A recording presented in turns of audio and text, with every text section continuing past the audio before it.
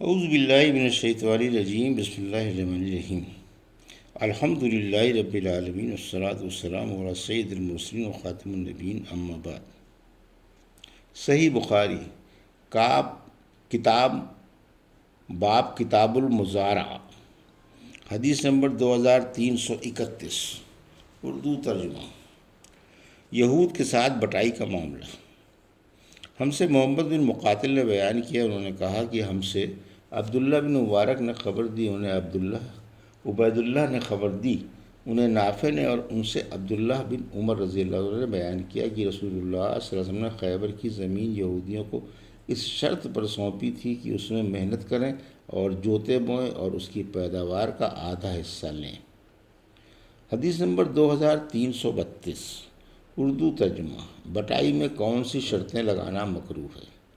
ہم سے صدقہ بن فضل نے بیان کیا، کہا کہ ہم کو سفیان بن ایمیہ نے خبر دی، انہیں یحییٰ بن سعید انصاری نے، انہوں نے حنظلہ زرقی سے سنا کہ رافع بن خدیج رضی اللہ عنہ نے کہا ہمارے پاس مدینے کے دوسرے لوگوں کے مقابلے میں زمین زیادہ تھی۔ ہمارے یہاں طریقہ یہ تھا کہ جب زمین بصورت جنس کرائے پر دیتے تو یہ شرط لگا دیتے کہ اس حصے کی پیداوار تو میری رہے گی اور اس حصے کی تمہاری رہے گی۔ پھر کبھی ایسا ہوتا ہے کہ ایک حصے کی پیداوار خوب ہوتی اور دوسرے کی نہ ہوتی، اس لیے نبی کریم صلی اللہ علیہ وسلم نے لوگوں کو اس طرح معاملہ کرنے سے منع فرما دیا۔ حدیث نمبر 2333، اردو ترجمہ۔ جب کسی کے مال سے ان کی اجازت بغیر ہی کاشت کی اور اس میں ان کا ہی فائدہ رہا ہو۔ ہم سے ابراہیم بن منظر نے بیان کیا، ان سے ابو زمرہ نے بیان کیا، ان سے موسیٰ بن عقبہ نے بیان کیا، ان سے نافع نے، اور ان سے عبداللہ بن عمر رضی اللہ عنہ نے کہ نبی کریم صلی اللہ علیہ وسلم نے فرمایا 3 آدمی کہیں چلے جا رہے تھے کہ بارش نے ان کو آ لیا، تینوں نے ایک پہاڑ کی غار میں پناہ لے لی۔ اچانک اوپر سے ایک چٹان غار کے سامنے آ گری اور انہیں غار کے اندر بالکل بند کر دیا۔ اب ان میں سے بعض لوگوں نے کہا کہ تم لوگ اب اپنے ایسے کاموں کو یاد کرو جنہیں تم نے خالص اللہ تعالیٰ کے لیے کیا ہو، اور اسی کام کا واسطہ دے کر اللہ تعالیٰ سے دعا کرو، ممکن ہے اس طرح اللہ تعالیٰ تمہاری اس مصیبت کو ٹال دے۔ چنانچہ ایک شخص نے دعا شروع کیا، اے اللہ میرے والدین بہت بوڑھے تھے اور میرے چھوٹے چھوٹے بچے بھی تھے، میں ان کے لیے جانور چرایا کرتا تھا، پھر جب واپس ہوتا تو دودھ دوتا، سب سے پہلے اپنی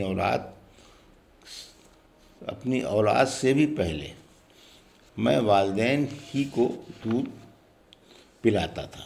ایک دن دیر ہو گئی اور رات گئے تک گھر واپس آیا، اس وقت میرے ماں باپ سو چکے تھے۔ میں نے معمول کے مطابق دودھ دوہا اور اس کا پیالہ لے کر میں ان کے سرہانے کھڑا ہو گیا۔ میں نے پسند نہیں کیا کہ انہیں جگاؤں، لیکن اپنے بچوں کو بھی والدین سے پہلے پلانا مجھے پسند نہیں تھا۔ بچے صبح تک میرے قدموں پر پڑے تڑپتے رہے۔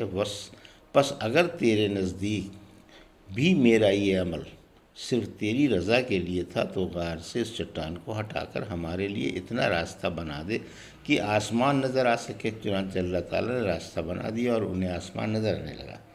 دوسرے نے کہا، اے اللہ میری ایک چچا زاد بہن تھی، مرد عورتوں سے جس طرح کی انتہائی محبت کر سکتے ہیں مجھے اس سے اتنی ہی محبت تھی۔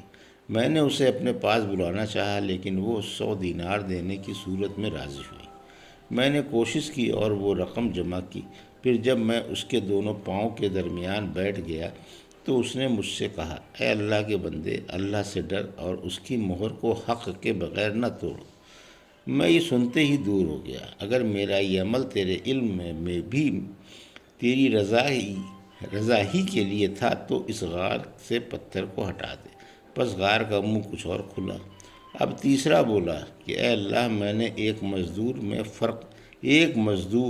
3 فرق چاول کی مزدوری پر مقرر کیا تھا۔ جب اس نے اپنا کام پورا کر لیا تو مجھ سے کہا کہ اب میری مزدوری مجھے دے دے۔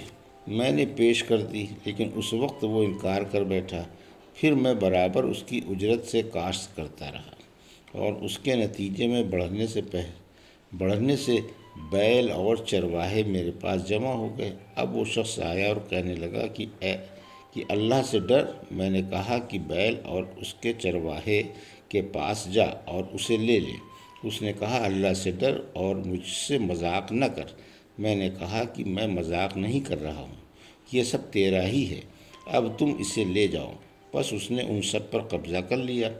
الہی، مگر تیرے علم میں بھی میں نے یہ کام تیری خوشنودی ہی کے لیے کیا تھا، تو اس غار کو کھول دے۔ اب وہ غار پورا کھل چکا تھا۔ ابو عبداللہ امام بخاری رحمۃ اللہ علیہ نے کہا کہ ابن عقبہ نے نافع سے اپنی روایت میں فبغیت کے بجائے فسعیت نقل کیا ہے۔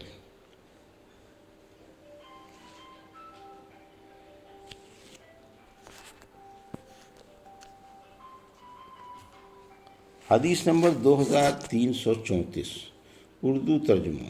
صحابہ کرام کے اوقاف اور خراجی زمین اور اس کی بٹائی کا بیان۔ اور نبی کریم صلی اللہ علیہ وسلم نے حضرت عمر رضی اللہ عنہ سے فرمایا تھا، جب وہ اپنا ایک کھجور کا باغ اللہ وقف کر رہے تھے، اصل زمین کو وقف کر دے، اس کو کوئی بیچ نہ سکے، البتہ اس کا پھل خرچ کیا جاتا رہے۔ چنانچہ عمر رضی اللہ عنہ نے ایسا ہی کیا۔ ہم سے صدقہ نے بیان کیا، کہا کہ ہم کو عبد الرحمن بن مہدی نے خبر دی، انہیں امام مالک نے، انہیں زید بن اسلم نے، ان سے ان کے والد نے بیان کیا کہ عمر رضی اللہ عنہ نے فرمایا، اگر مجھے بعد میں آنے والے مسلمانوں کا خیال نہ ہوتا تو میں جتنے شہر بھی فتح کرتا انہیں فتح کرنے والوں میں ہی تقسیم کرتا جاتا، بالکل اسی طرح جس طرح نبی کریم صلی اللہ علیہ وسلم نے خیبر کی زمین تقسیم فرما دی تھی۔ یہ تھی صحیح بخاری باب کتاب المزارعہ کی حدیث نمبر 2331 سے 2334 کا اردو ترجمہ، جو ابھی آپ نے سماعت فرمایا۔ اللہ سے دعا ہے کہ اللہ ہمیں حدیثوں کی صحیح سمجھ عطا فرما اور ان پر عمل کرنے کی توفیق عطا فرما۔ آمین یا رب العالمین۔